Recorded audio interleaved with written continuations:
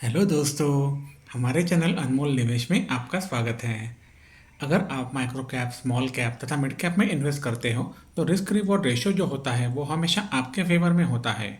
Stock का movement किसी भी तरफ हो सकता है, कभी ऊपर जाएगा कभी नीचे जाएगा, ये आपके कंट्रोल में नहीं होता। इसलिए आप उतना ही पैसा माइक्रो कैप, स्मॉल कैप में इन्वेस्ट करें जो अगर खोना पड़े तो खोने के लिए आप रेडी हैं। और अगर ऐसा रिस्क लेने से आपकी रात की नींद खराब होती है तो बेहतर यही होगा आप ऐसा इन्वेस्टमेंट ना करें, या फिर आप अपना अच्छा रिसर्च करें, अच्छी मल्टीबैगर कंपनी ढूंढें, उसमें ही इन्वेस्ट करें ताकि आपको फ़ायदा हो। अगर कंपनी का सेल्स बढ़ता है, कंपनी अपना नेट प्रॉफिट बढ़ाती है, सबसे इम्पोर्टेंटली अपने एक्सपेंसेस कम रखती है, एक्सपांशन को अच्छी तरीके से एग्जीक्यूट करती है, तो कंपनी ज़रूर मल्टीबैगर बन सकती है। लार्ज कैप कंपनी का सेल्स प्रॉफिट काफ़ी बड़ा होने के कारण से जो ग्रोथ मेजर किया जाता है वो परसेंटेज में कम दिखता है, और इस कारण से इनके ग्रोथ स्टेडी होते हैं। लेकिन micro cap, small cap company के सेल्स प्रॉफिट पहले कम होते हैं, जिसके कारण से इनके ग्रोथ के आंकड़े काफ़ी बड़े आते हैं। इसलिए ये कंपनियां बहुत जल्दी मल्टीबैगर बन सकती हैं। और ये कंपनियां जब जब लार्ज कैप बनती हैं तो उनके साथ भी यही प्रॉब्लम होता है, लेकिन आपका पैसा तब तक कई गुना बढ़ जाता है। इस वीडियो में जो जानकारी दी जा रही है वो सिर्फ एजुकेशनल पर्पज़ के लिए है। इसे किसी भी तरह की खरीदारी या बिकवाली की सलाह ना समझें। कोई भी आर्थिक निर्णय लेने से पहले अपने से भी रजिस्टर्ड वित्तीय सलाहकार से सलाह जरूर लें। आज हम एक स्मॉल कैप टेक्सटाइल कंपनी के बारे में बात करेंगे जिसका मार्केट कैप है 982 करोड़ रुपीज़, करंट प्राइस है 404, 52 वीक हाई है 437, लो है 248। स्टॉक का पी है 17.9 और इंडस्ट्री पी है 36.6, मतलब यह एक अंडर वैल्यूड स्टॉक है।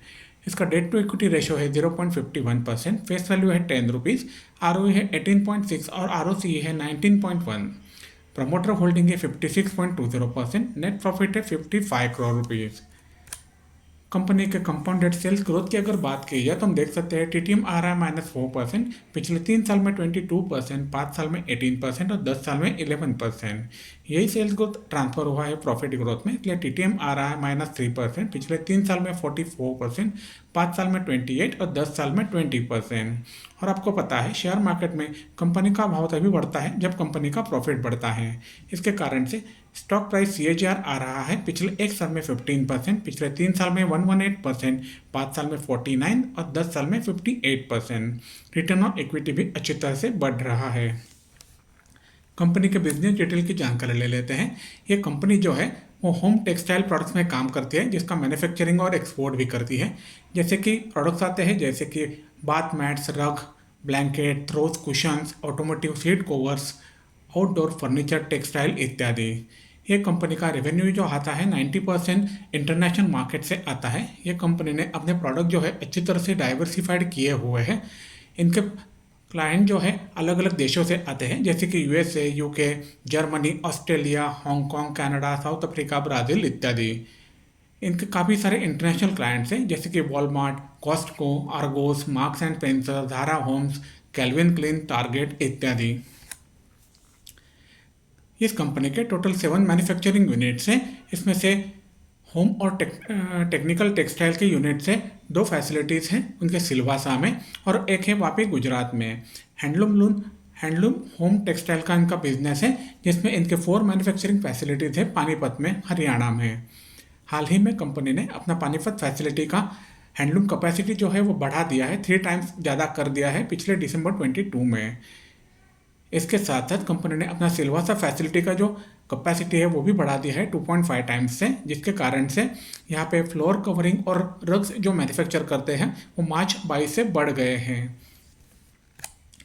हम आपको जो बता रहे हैं ये वीडियो सिर्फ एजुकेशनल पर्पज़ के लिए बनाया गया है। इसे किसी भी तरह की खरीदारी या बिकवाली की सलाह ना समझें।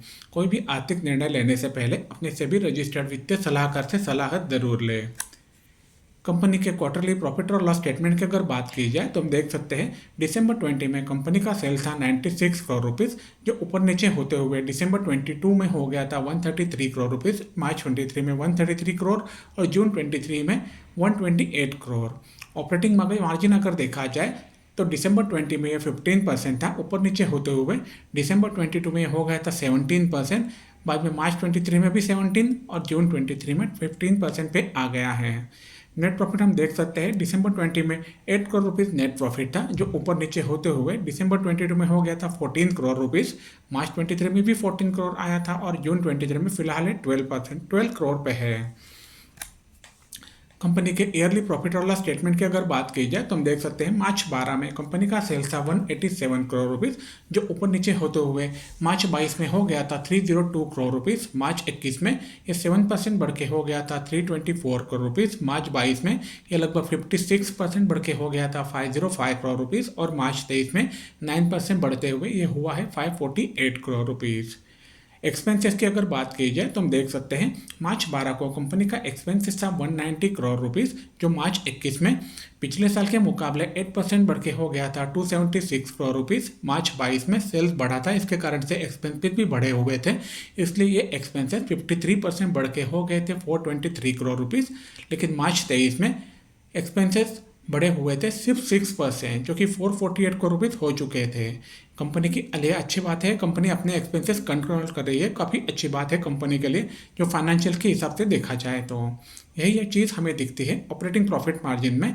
ऑपरेटिंग प्रॉफिट मार्जिन जो आ रहा है मार्च 21 में ये था 15%, मार्च 22 में 16%, मार्च 23 में 18%। ये काफ़ी अच्छी चीज़ है कंपनी के लिए। यही इफेक्ट हम यहाँ पे देख सकते हैं नेट प्रॉफिट में। मार्च 21 में कंपनी का नेट प्रॉफिट था 25 करोड़ रुपीस, जो पिछले साल के मुकाबले 31% ज़्यादा था। मार्च 22 में सेल्स भी काफ़ी बढ़ा हुआ था, इसके कारण से प्रॉफिट भी बढ़ा हुआ है, लगभग 51 करोड़ रुपीस हो चुका है। ये पिछले साल के मुकाबले 106% ज़्यादा है। अभी मार्च 23 में कंपनी ने 57 करोड़ रुपीस का प्रॉफिट किया हुआ है, 12% ज़्यादा है पिछले साल के मुकाबले। अभी हमने जो नंबर देखे वो आपको ग्राफ्स में अच्छी तरह से समझ आएंगे। कंपनी के बैलेंस शीट की अगर बात की जाए तो हम देख सकते हैं मार्च 12 में कंपनी के रिजर्व थे -24 करोड़ रुपीस, मतलब कंपनी अच्छी तरह से नहीं चल रही थी, इसलिए ये कंटिन्यू देख सकते हैं आप मार्च 16 तक रिजर्व नेगेटिव में थे। लेकिन मार्च 17 में कंपनी के रिजर्व हो गए 128 करोड़ रुपीस, उसके बाद में लगातार बढ़ते हुए मार्च 21 में ये हो गए थे 204 करोड़ रुपीस, जो पिछले साल के मुकाबले 14% ज़्यादा थे। मार्च 22 में ये हुए थे 256 करोड़ रुपये, जो पिछले साल के मुकाबले 51% ज़्यादा थे। और मार्च 23 में ये 22% बढ़ के हो गए हैं 312 करोड़ रुपीज़। बोरोइंग्स भी आप देख सकते हैं, क्योंकि सेल बढ़ाना है तो बोरोइंग्स एक्सपेंसेस बढ़ाने पड़ते हैं, इसलिए बोरोइंग्स भी कंपनी के बढ़े हुए हैं। मार्च 12 में 75 करोड़ रुपये बोरोइंग्स मतलब लोन्स थे, जो बढ़ते हुए मार्च 21 में हो गए थे 103 करोड़, बाद में 167 करोड़ और मार्च 23 में हो गए हैं 173 करोड़ रुपीज़। अभी हमने जो नंबर देखे वो आपको ग्राफिकल रिप्रेजेंटेशन में ज़्यादा अच्छी तरह से समझ आएंगे। कंपनी के शेयर होल्डिंग पैटर्न की अगर बात की जाए तो हम देख सकते हैं सितंबर 20 में प्रमोटर्स के पास है 49.19% शेयर्स, उसके बाद में ऊपर नीचे होते हुए जून 22 में ये हो गए थे 51.45% शेयर्स। बाद में दिसंबर 22 में प्रमोटर्स ने अपने होल्डिंग बढ़ा दिए थे 51.54% कर दिए थे, और मार्च 23 में एकदम से बढ़ा दिया लगभग 5%, जो कि हो गए थे 56.16%।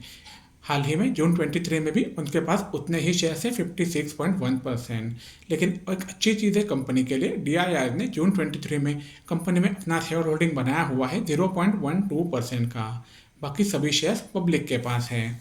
अभी हमने जो बातें की वो आपको ग्राफ में अच्छी तरह से समझ आएगी। एक अच्छी चीज़ है कंपनी के लिए कि कंपनी के प्रमोटर्स ने कोई भी शेयर्स प्लेज नहीं किए हुए हैं। हम आपको बता दें यह वीडियो जो है वो सिर्फ एजुकेशनल पर्पस के लिए बनाया गया है, इसे किसी भी तरह की खरीदारी या बिकवाली की सलाह ना समझे। कोई भी आर्थिक निर्णय लेने से पहले सभी रजिस्टर्ड वित्तीय सलाहकार से सलाह जरूर लें। कंपनी के एक साल के चार्ट की अगर बात की जाए तो हम देख सकते हैं कंपनी के रिजल्ट्स अच्छे नहीं आ रहे थे, जैसे कि हमने पहले देखा प्रॉफिट और लॉस स्टेटमेंट में। इसके कारण से कंपनी का रिजल्ट्स फरवरी 23 में अच्छे ना आने के कारण से नीचे गया था। कंपनी का शेयर का भाव लगभग 260 के आसपास में गया था, लेकिन जैसे ही मार्च 23 में रिजल्ट अच्छे आए उसके बाद में कंपनी के शेयर का प्राइस ऊपर जाने लगा है अच्छी तरह से। वो हम देख सकते हैं एक पर्टिकुलर रेंज में जाके वापस से नीचे आया, वापस से रेंज में चला, उसके बाद में रिजल्ट्स अच्छे आने के कारण से वापस से ऊपर गया, फिर एक बार रेंज में चला। इसी तरह से कंपनी अगर अच्छी तरह से प्रॉफिट मेंटेन करती है, अपने सेल्स बढ़ाती है, तो ये कंपनी ज़रूर मल्टीबैगर बन सकती है। यही चीज़ हमें यहाँ पे ऑल टाइम चार्ट में भी दिखती है। कंपनी का रिजल्ट अच्छा आने पे कंपनी का भाव एक अच्छी तरह से बढ़ जाता है, वापस से नीचे आ जाता है कुछ रिजल्ट खराब होते हैं तो। लेकिन उसके बाद में जैन 21 से लेके कंपनी का भाव कंटिन्यूसली ऊपर जा रहा है। अभी हम देख सकते हैं करंटली कंपनी का भाव 400 के आसपास में है। हम जिस कंपनी की बात कर रहे हैं उस कंपनी का नाम है फेज 3 लिमिटेड। ये कंपनी 1985 से चालू हुई है, जो फिलहाल मैन्युफैक्चरिंग और एक्सपोर्ट करती है होम टेक्सटाइल प्रोडक्ट्स जैसे कि bath mats, rugs, blankets, throws, cushions इत्यादि। कंपनी के अलग अलग डाइवर्सिफाइड प्रोडक्ट्स है जैसे कि होम टेक्सटाइल सेगमेंट। इनके अलावा इनके डायरेक्ट एक्सपोर्ट होते हैं का प्रोडक्ट यूएसए, यूके और यूरोप में।